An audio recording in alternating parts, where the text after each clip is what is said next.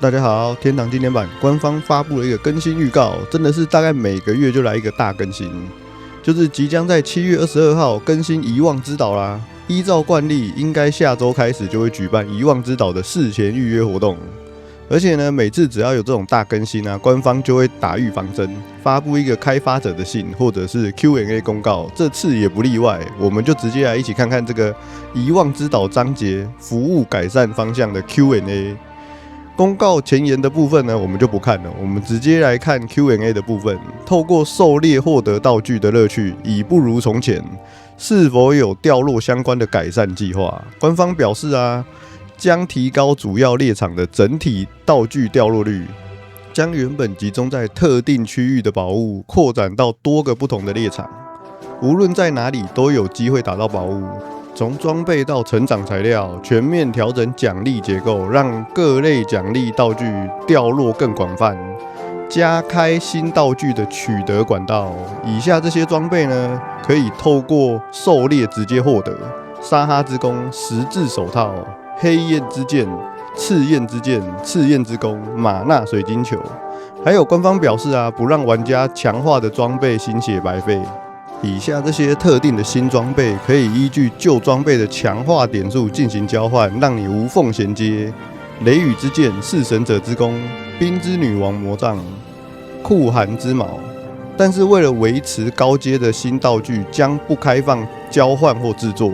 只能透過打怪獲得，就是要保持物品的珍貴性跟獲得的成就感。沒想到可以無縫銜接魔法武器，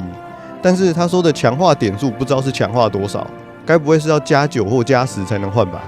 然後呢，居然要開放十字手套，那現在花錢買加6加7水晶手套的騎士，是不是就跟王族的加6反盾的情況一樣呢？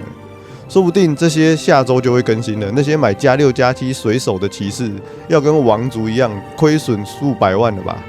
被遺棄者之地似乎有些擁擠，是否有改善成長環境的計劃？官方表示將會直接擴張被遺棄者之地，解決空間狹窄、大量玩家集中在同一個地點的情況。未來還會透過活動或者是金幣購買，增加被遺棄者之地的練等時間，讓玩家有更多的時間在裡面衝等。但是呢，你的盾器我打了2天，一共6個小時，一隻都沒有。不敢想象恩熙大哥的金幣購買增加歐拋的時間，1小時要多少錢？角色死亡時復原費用負擔過大，官方表示為了讓玩家更無負擔的挑戰各種戰鬥，官方正在規劃多項死亡懲罰的改善方案。不過呢，官方將優先針對降低死亡懲罰造成的復原成本進行調整，減輕玩家每次死亡復原的經濟負擔。即使佔領城堡，透過城堡稅收獲得的利益似乎也比過去少了許多。這個部分呢，官方認同現在的城堡稅收金幣與血盟成員守城或攻城所付出的努力不成正比，導致攻城的競爭誘因不足。這個稅收問題呢，在100%的前天直播啊，就是韓國那個實況組大課長3角色的那個直播中，也有說到城堡稅收過少的問題。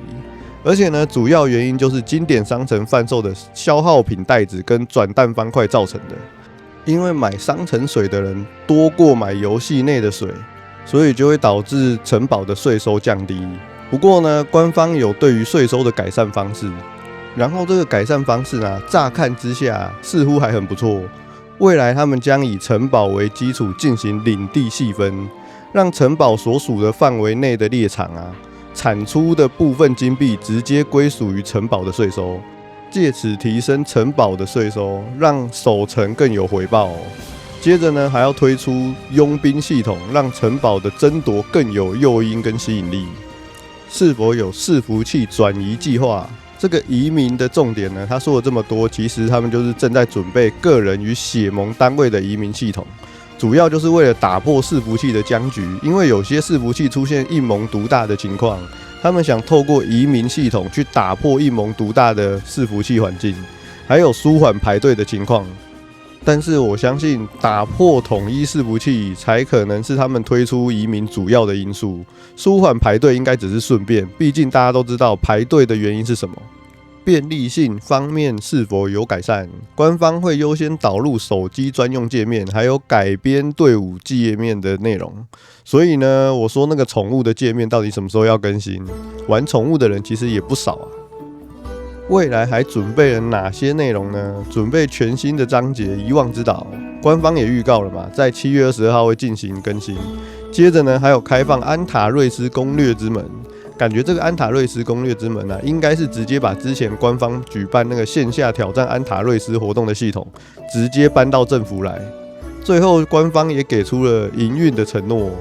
重視玩家意見，不會輕忽玩家的擔憂與批評。未來會將大家在遊戲中感受到不便的地方放在第一位，也要跟玩家建立起信任感，承諾未來將以更值得信賴的營運方式來回應玩家，陪伴大家在天堂今年版的成長旅程。看完這份 Q&A 啊，我還以為 NC 大哥是在回應100%直播中3角色的那位大課長，畢竟他 Q&A 的內容有一半都在回應那位課長的那個問題啊。最後就是吃瓜看戲的環節，就是水澤伺服器某個血盟啊，他們可能在被遺棄者之地裡面殺人，進行無差別的殺人。然後呢，因為裡面是可以掛 ATS 的嘛，所以有不少玩家在裡面掛 ATS 被打。然後有一個主播，他們聯盟有不少人被打死，或者是被打飛，不管。然後這個公主表示呢，他們來水蛇伺服器玩，就是因為不想打架，所以才來這個伺服器玩。也因為被遺棄者之地是可以開 ATS 練等，然後剛好也是戰鬥區域，所以不少玩家在裡面掛 ATS， 不是被打死就是被打飛。如果你的角色被打死或者是被打飛，你的電腦就會浪費電一整個下午或者是一整個晚上。這種情況一久呢，就會產生厭惡感，很有可能會有退坑的想法。然後這個公主表示啊，他們培養角色來這邊玩啊，就是來 PVE 的伺服器玩，只是為了要開心的攻城，並不是要與其他的血盟成為敵對盟。他也有說，如果這些人要在被遺棄者之地打人，那也去打會反擊他的人，不要打那些在掛 ATS 的人。當然，也有一派人會覺得打了就打了，兩條路，一條就是找人打回去打贏他，另外一條路就是選擇離開被遺棄者之地，去別地方練。或者是選擇退坑，反正水蛇伺服器實況組的那個 VOD 我就看了一下，最後就是商量無果。雖然這種事情 PVP 伺服器稀鬆平常，因為 PVP 伺服器可能你連被遺棄者之地都還沒進去就被打死了，但是可能 PVE 的就不一樣了。畢竟有些人是因為不想撿錢才去 PVE， 但是他想打架。不過呢，也有些人就跟公主講的一樣，是為了不想打架，安穩的玩遊戲才來的。好了，以上就是今天的影片內容，感謝大家觀看。大家對於遺忘之島的更新 Q&A 有什麼想法，都可以在底下留言分享哦。